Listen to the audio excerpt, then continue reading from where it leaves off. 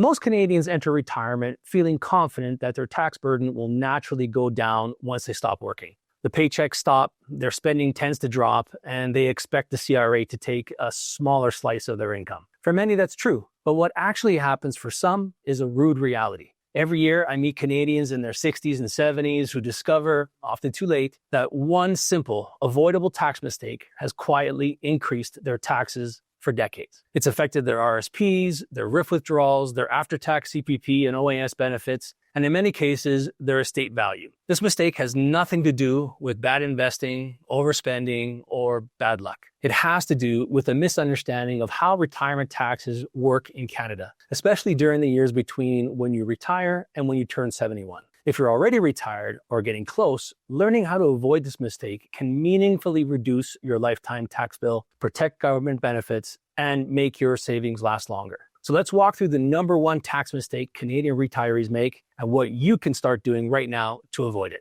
Hi, I'm Stefano Francesca, Certified Financial Planner Professional and Senior Wealth Advisor at Next Step Wealth Management with IPC Securities Corporation. If you find this helpful, remember to like, share, and subscribe. It really helps more Canadians see this. And if you want clarity around your own retirement tax strategy, or you want to avoid making this mistake yourself, feel free to book a discovery meeting with me using the link in the description. 1. The number one tax mistake, not using your retirement tax window. When Canadians retire, typically between ages 60 and 67, their taxable income drops sharply. They're no longer earning employment income, they haven't started RRIF withdrawals, and many delay CPP or OAS until later. This creates one of the lowest tax periods of your entire life. But here's the mistake. Most Canadians let these years go to waste. They avoid touching their RRSPs, they avoid generating taxable income, and they rely heavily on TFSAs, cash, or non-registered accounts. It feels safe, but it creates a long-term problem. When your RRSP continues growing untouched during your 60s,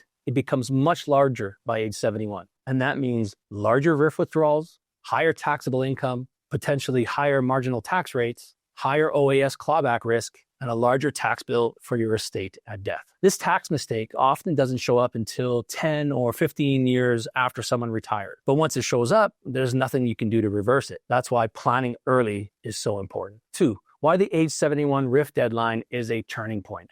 Every Canadian must convert their RRSP to a RRIF by the end of the year they turn 71. This is not optional. And once it becomes a RRIF, the government forces you to withdraw a minimum percentage every single year. If your RRSP has grown untouched for a decade or more, these mandatory withdrawals may be much higher than you actually need for spending. That's when the problem begins. Forced high RRIF withdrawals can increase your taxes during your 70s and 80s, reduce or eliminate old age security if income gets too high, push your taxable income above what you would have chosen, and makes income planning far less flexible. In Alberta, these withdrawals can easily push retirees into a higher tax bracket, even if they're not spending more. When people say, my taxes went up in retirement, this is usually why. And none of this is because the retiree made a mistake at age 71.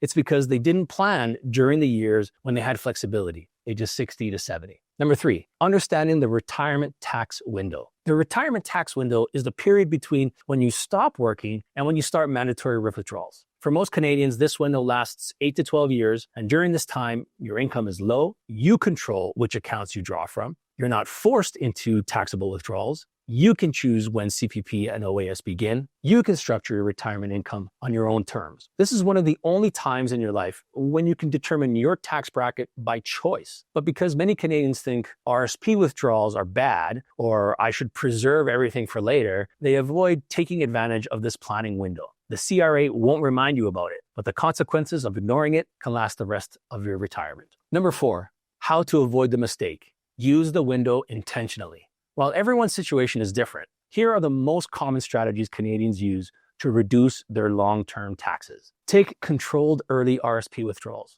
A word of caution here. This does not mean draining your RRSP early. An overly aggressive RRSP meltdown strategy implemented without a real need, without a plan, or without purpose is a very dangerous strategy. What we're talking about is taking carefully planned withdrawals during your low tax years. Benefits could include reducing future large RRIF minimums that significantly increase your taxable position, spreading taxable income evenly across retirement, reducing the chance of OAS clawback later, and smoothing your lifetime tax bill. Most retirees are surprised at how small and simple these withdrawals can be. The benefit comes from timing and strategy, not large amounts. Blend your withdrawals across multiple accounts. Many people withdraw from TFSAs first because it feels tax-free, but doing that often forces you to take higher taxable withdrawals later. A blended withdrawal strategy might include small RRSP withdrawals, some non-registered withdrawals, and occasional TFSA top-ups, creating, in effect, the taxable income you intentionally want. Blending helps level out your taxes instead of creating spikes. Coordinate CPP and OAS timing. Some retirees delay CPP and OAS to create more low-tax space for RRSP withdrawals. Others start benefits earlier because their income structure supports it. There's no universal right answer, as everybody's different. What's important is that you choose benefit timing based on your overall plan, not a rule of thumb or what a friend said, or frankly, some YouTube video told you. Have a plan that takes this benefit coordination into account, that suits your financial position and personal temperament. Prevent significantly large RRIF balances at age 71.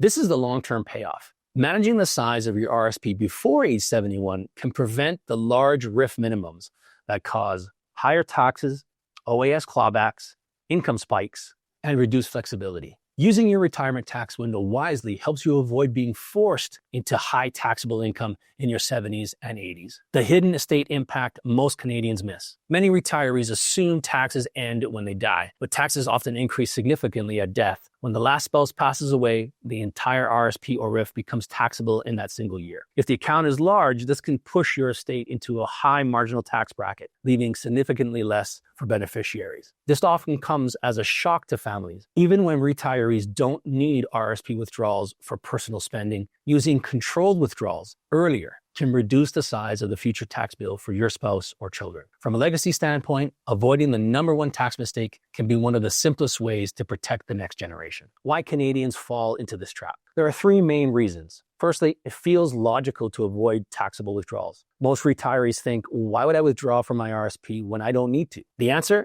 Because it helps you reduce future taxes and smooths out your tax experience through retirement. Secondly, CPP and OAS rules are complicated. Most Canadians don't understand how these benefits interact with retirement income. And thirdly, RRIF rules aren't discussed enough.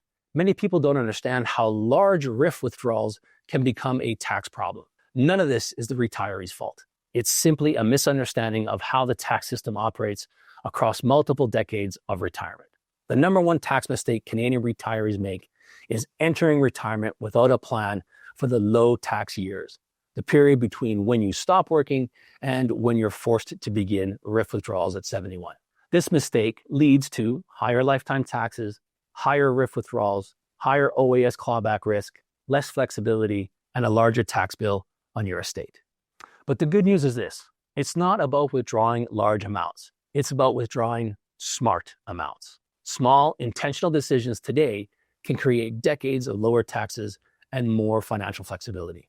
If you've been wondering whether you're using your low tax retirement years effectively, or if you want to make sure you're not unknowingly setting yourself up for higher taxes later, this is the perfect time to get clarity. You can book a discovery call with me using the link in the description. We'll look at your investment management, your income sources, your goals, and work with you over the long run to map out a tax-efficient strategy that fits your situation. Let's take the next step.